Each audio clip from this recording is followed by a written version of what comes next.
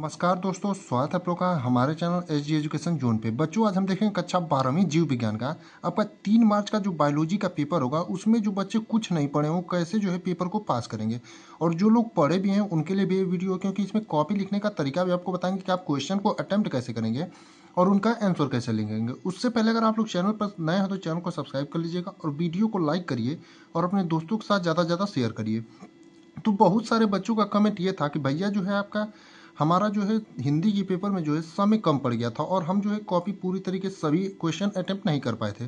तो इस बार जो है आपको पूरा तरीका बताएंगे कि आप क्वेश्चनों को अटेम्प्ट कैसे करें कि आपका जो है समय एकदम कम ना पड़े और जो है आप सभी प्रश्नों को एकदम आराम से जो है लिख जाएं और आपको जो है समय की भी 1% की भी दिक्कत ना हो। और उन बच्चों के लिए भी बताएंगे जो छात्र कुछ नहीं पढ़े वो पेपर को कैसे पास करेंगे, यानी पास होने का आपको जो है रामबाण ट्रिक बताएंगे, यानी कि एकदम रामबाण ट्रिक रहेगी जिससे सभी बच्चे जो है एकदम पास हो जाएंगे। और जो है सभी बच्चे 30 से 40 नंबर, जो कुछ भी नहीं पढ़े वो भी जो है 30 से 40 नंबर एकदम आराम से पढ़ जाएंगे। लेकिन आपको जो है जिस तरीके से हम आपको बताएंगे उसी प्रकार से जो है क्वेश्चनों को आपको अटेम्प्ट करना है।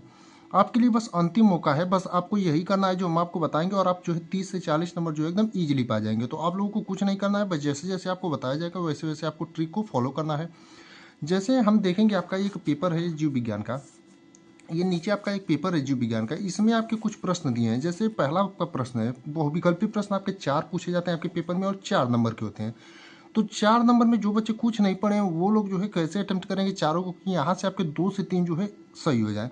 तो सबसे पहला प्रश्न आपका दिया है, आपको अगर कुछ नहीं आता तो आप लोग क्या करिएगा, क्योंकि आपको तुक्का तो लगाना ही पड़ेगा। तो आप लोग जो है जैसे क वाला है, भ्रूण पोष की कोशिकाएं होती हैं, यानी कि भ्रूण पोष की जो कोशिकाएं होती हैं, तो आप लोग जो है इसमें जो है आप लोग अपने मन से कोई भी आंसर जो है आप लोग टिक करिएगा। जैसे आपका भ्रूण पोष की कोशिकाएं होती हैं, ये तीसरा वाला ऑप्शन जो है आपका सही है, यानी त्रिगुणित होती है।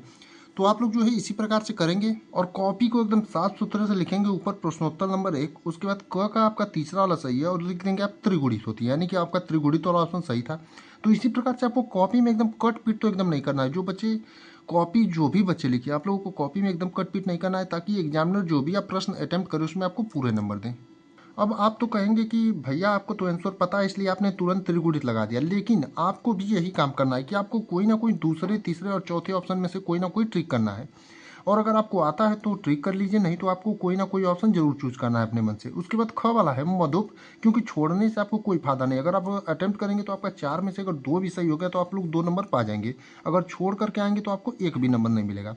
जैसे अगला ख वाला प्रश्न है, मधुप के नर ड्रोन पुरुष मधुप में क्रोमोसोम की संख्या होती है।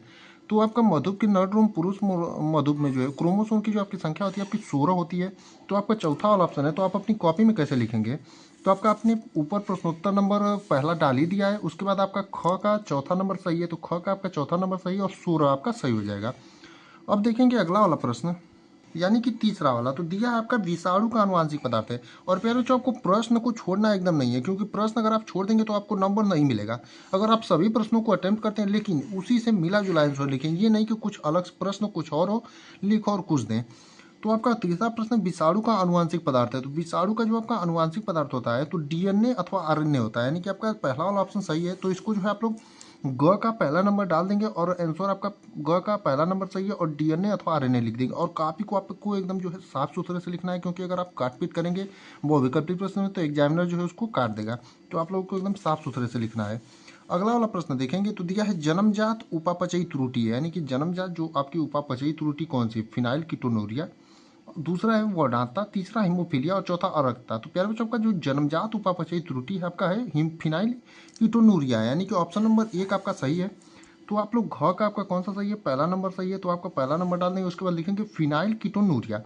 अब यहाँ से ये तो बहुविकल्पी थे। अब आप लोगों में से जितने बच्चे हैं, आप लोगों में से जो भी लोग कुछ नहीं पढ़े हैं, बहुविकल्पी में तो कुछ ना कुछ आपको तुक्का मारना ही है। अब आपका जो लिखने वाले प्रश्न आते हैं उसको जो है आप लोग कैसे अटेम्प्ट करेंगे कि आपको जो है एग्जामिनर अगर 1 नंबर का है तो कुछ ना कुछ दे और 2 नंबर का है तो उसमें भी कुछ ना कुछ नंबर दे, ताकि आपको जो है पासिंग मार्क्स से आप पास चले जाए। जैसे आपका दूसरा वाला प्रश्न है अति लघु उत्तरीय प्रश्न, और दूसरे का क दिया है फाइलेरिया रोग के रोगकारक जंतु का वैज्ञानिक नाम क्या है। तो अब इस प्रश्न को जो है आप कैसे अटेम्प्ट करेंगे कि एग्जामिनर जो है आपको 1 नंबर का है तो आप उसी प्रकार से लिखेंगे। जैसे आप जब इस प्रश्न को अटेम्प्ट करेंगे तो डालेंगे प्रश्नोत्तर नंबर 2 का क, यानी 2 का क आपका है तो 2 का क डाल देंगे। उसके बाद आपको प्रश्न दिया था फाइलोरिया रोग के रोगकारक जंतु का वैज्ञानिक नाम क्या है, तो आप आगे जो प्रश्न में दिया था उसी को जोड़ लेंगे कि फाइलेरिया रोग के रोगाकारक जंतु का वैज्ञानिक नाम। वुचेरिया बेनक्रॉफ्टी है। तो आप कहेंगे सर आपको तो याद है इसलिए आप जो है वुचेरिया बेनक्रॉफ्टी लिख दे रहे हैं, लेकिन आपको जो है इसी से मिला जुला शब्द यानी बायोलॉजी से ही मिला जुला शब्द कोई लिखना है, यानी फाइलेरिया रोग के रोगाकारक जंतु का वुचेरिया बेनक्रॉफ्टी जो है आपका वैज्ञानिक नाम जंतु का है। तो आपको उसी से मिला जुला कोई शब्द लिखना है ताकि एग्जामिनर जो आपको पूरे नंबर दे दे। अब अगला वाला प्रश्न देखेंगे, यानी कि आपका दूसरा प्रश्न क्या दिया है। तो दूसरा प्रश्न आप देखेंगे यहाँ पर क्या दिया है आपका कि डीएनए एवं आरएनए में कोई एक अंतर लिखे। तो प्यारे बच्चों हम आपको बता दें, जो बच्चे अभी तक कुछ भी नहीं पढ़े वो लोग एक चीज़ तो अभी से जरूर याद कर लें। डीएनए आपका क्रिक वाला जो मॉडल है और डीएनए के 4 न्यूक्लियोटाइड वाला क्वेश्चन और डीएनए एवं आरएनए में जो आपके अंतर है इसको तो याद ही कर लीजिए, आपका 100% पूछेगा ही पूछेगा। तो आपका डीएनए और आरएनए में एक अंतर है, तो आप डीएनए एक तरफ डालेंगे और एक तरफ आरएनए डालेंगे और इनके बीच आपको एक ही अंतर लिखना है। तो आप लिख देंगे यह मुख्य रूप से गुणसूत्रों में पाया जाता है, यानी कि डीएनए जो होता है प्यारे बच्चों का मुख्य रूप से गुणसूत्रों में पाया जाता है और आरएनए जो होता है यह मुख्य रूप से कोशिका द्रव के वह अल्प मात्रा में केंद्रक में पाया जाता है। तो ये एक आपका अंतर हो जाएगा। अब अगला वाला प्रश्न, तो आपको हमने कैसे बताया है कि आप लोगों को क्वेश्चन वाले जो आगे वाले भाग हैं जैसे फाइलेरिया रोग के रोगाकारक जंतु का वैज्ञानिक नाम, उसके बाद आगे आपको इसी तरह मिला करके लिखना है। जैसे तीसरा प्रश्न देखेंगे किन्हीं 2 जैव विविधता तप स्थल के नाम लिखिए, यानी कि आपको किन्हीं 2 जैव विविधता तप स्थल के नाम लिखने हैं प्यारे बच्चों। तो आप लोगों को हमने पहले ही कहा था कि आप लोगों को जो है इन्हीं से मिला जुला जो है आंसर आपको लिखना है, ताकि जो बच्चे नहीं भी पढ़े उनको भी जो है आप साफ सुथरे से अगर लिखेंगे तो एग्जामिनर जो आपको पूरे नंबर दे देगा।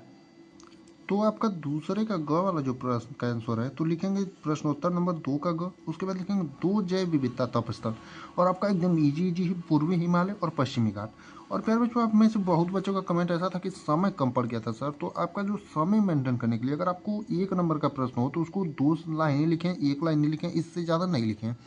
यानी कि 2 नंबर का प्रश्न हो तो उसे 3 से 4 लाइन में लिख करके छोड़ दें। ये नहीं कि 2 नंबर का प्रश्न हो तो उसे आप 10 से 12 लाइन लिखिए, इससे आपका कोई नहीं फायदा है। तो इससे आपके समय में जो है बचोतरी होगी, यानी कि आपको जो है बचत होगी। आप 1 नंबर का क्वेश्चन 1 से 2 लाइन लिखें और 2 नंबर का क्वेश्चन 4 लाइन लिखें, इससे ज़्यादा नहीं लिखें। और 3 नंबर वाले क्वेश्चन 8 से 10 लाइन ही लिखें। अगर आप ज़्यादा समय तक लिखते ही रह जाएंगे एक ही क्वेश्चन को तो आपका समय कम ही पड़ जाएगा। तो अब आप देखिए क्वेश्चनों को अटेम्प्ट कैसे करेंगे ये तो हम आपको बता ही रहे हैं। तो अगला है आपका घ में मानव वृषण में सर्टोली कोशिकाओं का कार्य क्या होता है। अब आप इसका जो है आंसर कैसे लिखेंगे, यहाँ से यहाँ तक जोड़ेंगे कि मानव विषयों में सर्टोली कोशिकाओं का कार्य, इतना आपको जोड़ना है क्वेश्चन ही आंसर में। तो लिखेंगे आप मानव वृषण में सर्टोली कोशिकाएं शुक्राणु जनन और वृषण के कामकाज के लिए जरूरी है। यानी कि आपका जो मानव विषम में सर्टोली कोशिकाएं होती हैं प्यारे बच्चों शुक्राणु जनन और वृषण के कामकाज के लिए जरूरी होते हैं। तो इस प्रकार से आप लिखेंगे। अब अगला है आपका प्रश्नोत्तर नंबर 2 का अंगा। तो देखेंगे आपको प्रश्नोत्तर नंबर 2 का अंगा है क्या पूछा है। तो आपका पूछा है प्रश्नोत्तर नंबर 2 का अंगा में डीएनए अणु को कौन सा एंजाइम तोड़ता है, यानी कि आपका जो डीएनए अणु है प्यारे बच्चों इसको कौन सा एंजाइम जो है आपका तोड़ता है। तो अब इसको भी आप उसी प्रकार मिलाएंगे कि आपका प्रतिबंधन एंजाइम जो है डीएनए अणुओं को तोड़ने का काम करता है। तो आप जो है आप कहेंगे सर जी आपको तो आंसर पता है इसलिए आपने प्रतिबंधन एंजाइम लिख दिया। तो आप जो है कुछ भी इससे रिलेटेड जो है अपने आंसर में लिख दें, बस आगे जो लिख दें आप कैसे क्वेश्चन में कि डीएनए, आप ऐसे आगे लिख सकते हैं डीएनए अणुओं को तोड़ने का काम, अणुओं को तोड़ने का काम। अब कोई भी आप एक एंजाइम का जो नाम है तोड़ने का काम, अब कोई भी आपको एक एंजाइम का तो नाम लिखना ही पड़ेगा। अब कुछ उससे रिलेटेड जो है एंजाइम का नाम लिख दें। ये नहीं कि आपको नहीं पता है तो आप खाली छोड़ के चले आए, लेकिन उससे रिलेटेड आपको कुछ ना कुछ जरूर लिखना है ताकि एग्जामिनर जो आपको कुछ ना कुछ उस पर नंबर जरूर दे। अब अगला वाला क्वेश्चन है आपका देखेंगे जैसे कि डीएनए के 4 न्यूक्लियोटाइड इकाइयों के नाम लिखे। और 2 नंबर का क्वेश्चन है प्यारे बच्चों आपका कि डीएनए के 4 न्यूक्लियोटाइड इकाइयों का नाम लिखिए। तो इसको जो है आप लोग कैसे याद करेंगे डीएनए के 4 न्यूक्लियोटाइड, एटीसीजी वाले जो आपका इसको याद कर लीजिएगा एटीसीजी, यानी ए से एडेनिन, टी से थाइमिन, सी से आपका साइटोसिन और जी से गुआनिन। तो आप डालेंगे प्रश्नोत्तर नंबर 3 का क, उसके बाद लिखेंगे डीएनए के 4 न्यूक्लियोटाइड इकाइयों के नाम निम्नलिखित हैं। जैसे पहला आपका एडेनिन, दूसरा थाइमिन, तीसरा साइटोसिन और चौथा गुआनिन। तो आपको जो है ये क्वेश्चन जब पूछेगा तो आपको एटीसीजी वाला सूत्र याद रखना है। इसे ए से एडेनिन, टी से आपका थाइमिन, सी से साइटोसिन और जी से आपका गुआनिन। तो इसी सूत्र को आपको याद रखना है ताकि आप लोग जो है इसको तुरंत कर लें। तो ये हो गया आपके डीएनए के 4 न्यूक्लियोटाइड इकाइयों के नाम जो कि आपके एडेनिन थे, थाइमिन थी, साइटोसिन था और गुआनिन था। तो इसी प्रकार से आपको अपने बोर्ड एग्जाम में जो है क्वेश्चनों को अटेम्प्ट करना है। जैसे आगे आपका एक और प्रश्न है आणविक जीव विज्ञान के मूल सिद्धांत से आप क्या समझते हैं, यानी आणविक जीव विज्ञान का जो मूल सिद्धांत है उससे आप क्या समझते हैं। तो अब लिखेंगे आप प्रश्नोत्तर नंबर 3 का ग, हेडिंग डालेंगे। उसके बाद लिखेंगे आप आणविक जीव विज्ञान का केंद्रीय सिद्धांत बताता है कि डीएनए और से आरएनए से प्रोटीन बनता है, यानी डीएनए से और आरएनए से जो है प्रोटीन बनता है। यह सिद्धांत बताता है कि कैसे अनुवांशिक जानकारी डीएनए से आरएनए तक जाती है और फिर प्रोटीन बनता है। तो यही हो जाएगा आपका आणविक जीव विज्ञान से आप क्या समझते हैं।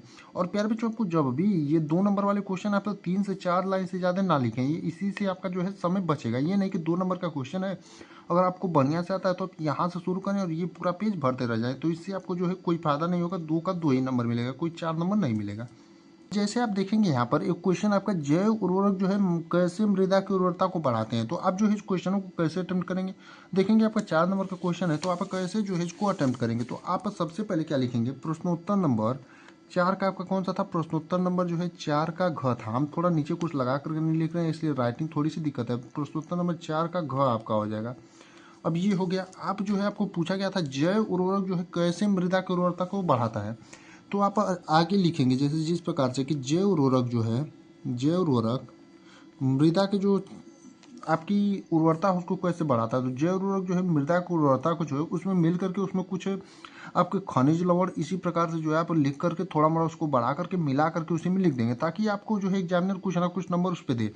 तो इसी तरीके से आपको जो है अपने पेपर में कॉपी को लिखना है। जैसे हमने आपको बताया, जो बच्चे कुछ पढ़े हैं वो लोग भी इसी प्रकार से कॉपी को अपने लिखेंगे। जैसे हमने बताया क्वेश्चनों को आपको अटेम्प्ट कैसे करना है, यानी समय कैसे बचाना है। और जो बच्चे कुछ नहीं पढ़े, हमने आपको बता ही दिया कि कैसे आपको क्वेश्चनों को जो है अटेम्प्ट करना है। तो आप लोग जो है उम्मीद करते हैं वीडियो देख करके समझ जाएंगे कि आपको जो है 3 मार्क्स को कॉपी कैसे लिखना है, और जो आपका समय कम पड़ रहा था उसको भी आप लोग कैसे मेंटेन करेंगे। तो आप लोग जो है चैनल को सब्सक्राइब कर लीजिए, ताकि ऐसी वीडियो आपको रोज़ मिलती रहे।